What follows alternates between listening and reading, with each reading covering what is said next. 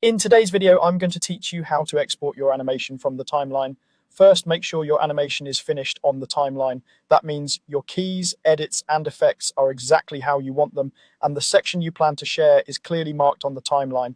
Double check that the playhead spans the part you want to export and that your in and out points, if you use them, are set correctly. A quick preview playback helps confirm there are no last-minute surprises. When you're ready, go to the File menu and choose Export Animation.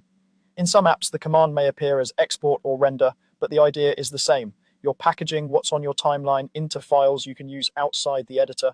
Next, choose the export type that best fits your needs. Pick movie if you want a standard video file such as MP4 or AVI that's easy to upload, share, or play on most devices. This is the go-to choice for finished pieces headed to social platforms, presentations, or client reviews. Choose image sequence if you want each frame saved as its own image, like PNG or JPG. Image sequences are ideal for high-quality archiving, heavy color work, or when you plan to composite later because they're resilient if rendering stops partway through, you can resume from the last frame.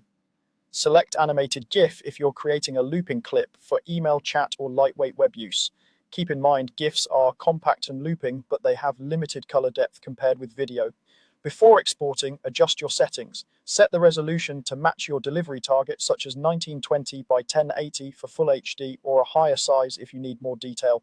Choose a frame rate that matches your timeline and audience expectations. Common choices include 24 for a cinematic feel, 30 for general web use, or 60 for very smooth motion. Confirm the playback range so you export only what you intend, whether that's the entire timeline or just a selected segment. Finally, click OK or Save to start the export. The application will render your timeline into the chosen format and place the output in the location you specify. Allow the process to complete and you're done. Your animation is now exported and ready to share or archive. That's the whole workflow from timeline to finished file.